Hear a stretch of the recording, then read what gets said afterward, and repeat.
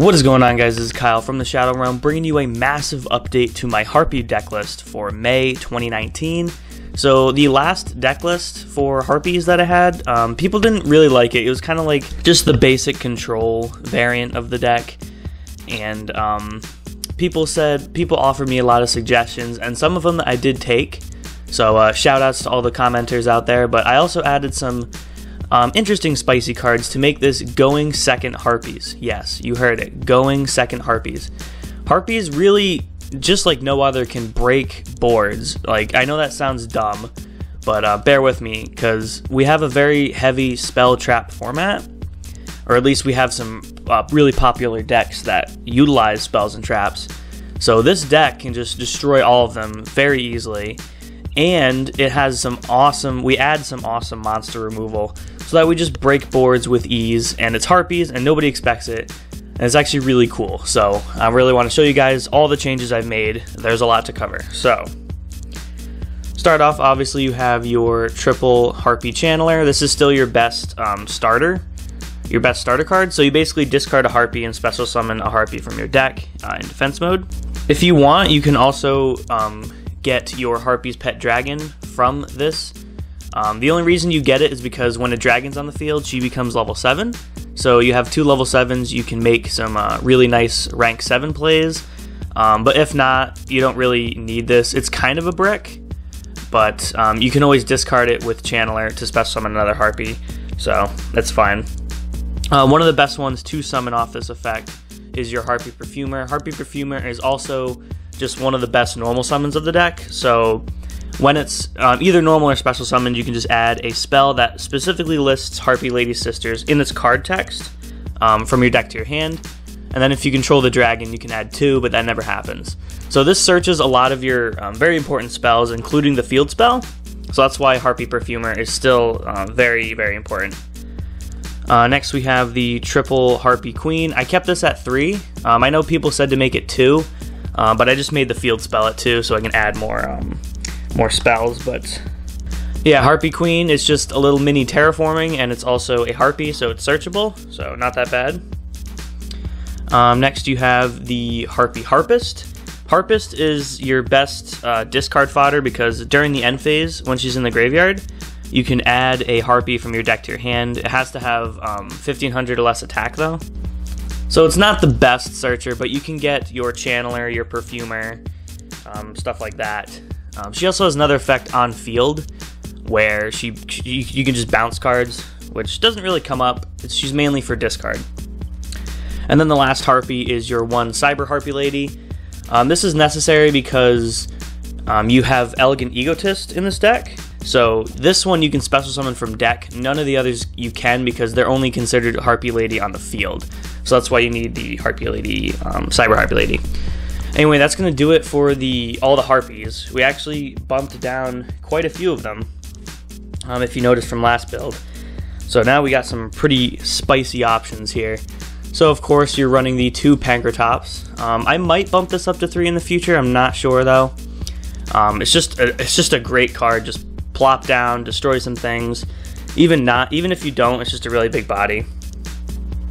And now for the hand traps, you have the 2 Ash Blossom. I think I played 3 last time, but I feel 2 is pretty good right now. And then the 2 Effect Veiler. If you want to play Infinite Impermanence, you can do it. I don't have 2. I only have 1 right now. I'm working on getting the other 2, but yeah, Effect Veiler is still very spicy card, you know.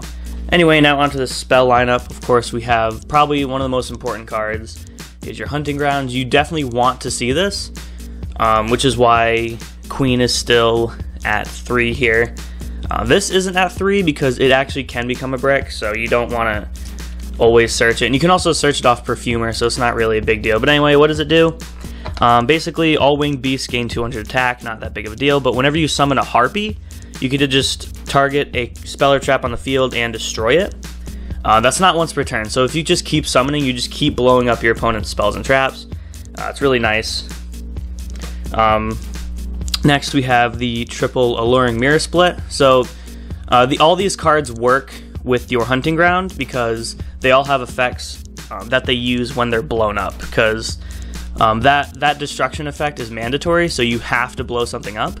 So if your opponent doesn't control anything because you blew all of them up, you can always target your own spells, which are actually very beneficial. Its regular effect is when your Harpy is destroyed by battle, you can special summon another Harpy with a different name from your deck. So this is how you get easy access to Perfumer as well, and Channeler if you really need it. Also, when it is destroyed by an opponent's card effect or a Harpy card effect, so Hunted Grounds, it's just a Monster Reborn for your Harpies. So again, you get some really awesome advantage that way. And then finally, probably the best spell in the whole deck, hands down, is Hysteric Sign.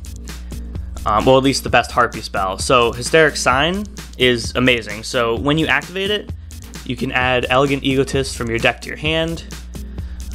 You're never really going to be doing that because you have Perfumer, but what you can do is you can set it, and then you can destroy it with Harpy's Hunting Grounds.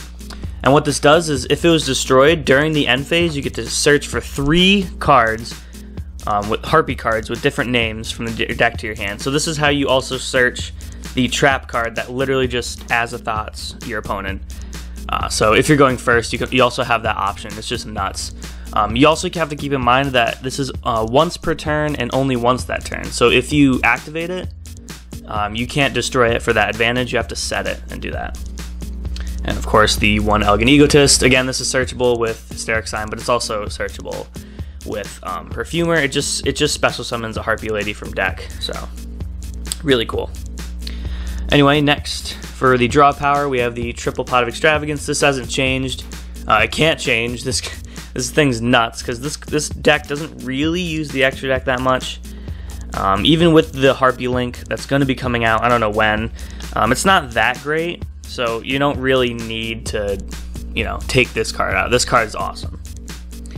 Now for some really interesting spice, we have the Triple Mind Control. You just take control of your opponent's monster, you can't tribute it, and it can't attack, which doesn't matter because we play a bunch of generic links in the extra deck. So all you gotta do is literally just summon a Harpy, take one of their things, and link it away.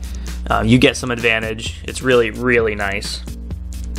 So that's gonna do it for our spell lineup. Let's move on to the traps. We only played 2 traps in here. So first we have the Harpies Feather Storm. This card is awesome. If you control a Harpy, you can just activate it from your hand, and you just negate all your opponent's monster effects that they activate. It does not negate continuous effects, but most good effects in the game, I would say, are activated, so you can just negate all of them for the whole turn. And then we main board Triple Evenly Matched. I've never tried this in a deck before, and it's just awesome. Nobody ever expects that you're main decking Evenly Matched, and if this is a going second deck, then this is just a staple. You must have this card. Even in the late game, it can kind of win you games, but it's always good when you're going second, first turn, so that's why we have that. So anyway, that's going to do it for the main deck. I do not have a sideboard at the moment, but I'm sure you guys could make up, a pretty decent sideboard for this. So now let's go on to the extra deck, which is actually kind of important now. So we have 3 of our main Link monsters. So we have Akashic, we have Great Fly, and we have Nightmare Mermaid. So Akashic is just a really good generic card. Great Fly, again, good generic Link for Harpies. And then the Mermaids here, just in case, because Orcust is kind of a big deal right now. And if they give you the Ibly, like, you're done. So that's why you got the Nightmare Mermaid there. So those are really the ones that you want to keep, I guess, in the main deck per se. Or in the extra deck, my bad. The rest of these are just literally to use from Mind Control. So first of all, we got Beat Cop, because it's just 2 generic monsters. We have 2 Cerebus, 1 Phoenix. We have the Trigate Wizard, just in case you got... it's really good if you get Nightmare Mermaid out. You got the Decode Talker. We have Gaia, the Lightning Shadow. This actually comes up a lot more than you think, because it's actually a pretty big body. And getting 2 Harpies out is really easy. Or if you have 2 Mind Controls, you just take 2 of your opponent's monsters and you can make this. It's pretty nice. And of course, Borreload. This is also really nice to use on your opponent's, with your opponent's monster. Onto the Xyz. So this doesn't really change. We still have the Lightning Chidori. Chidori is really awesome, so when it's summoned, you can target a set card on the field and put it on top of the deck, or on the bottom of the deck, excuse me. And its main effect is you can target a face-up card by detaching and put it on the top of the deck. So this can really ruin your opponent's next turn. Obviously, we also have Castell because I would play Nightmare Unicorn, but I only have one, so if you want to put Nightmare Unicorn in here, you can probably take Castell out. But if you're playing in a Gozen match, these two are really good because they're both wind. And then finally for your rank 7s, you have a Big Eye and Dracosack. So Big Eye just is another monster stealer, and then Dracosack's just a really awesome rank 7. Makes 2 tokens, then you can use the tokens to pop cards. So it's just really good removal. Anyway guys, that's going to be it for the deck profile. I really hope you guys enjoyed. Leave a comment down below letting us know what you think. Leave a like if you liked it, and consider subscribing if you enjoy our content. We make a ton of deck profiles. We also do some box openings.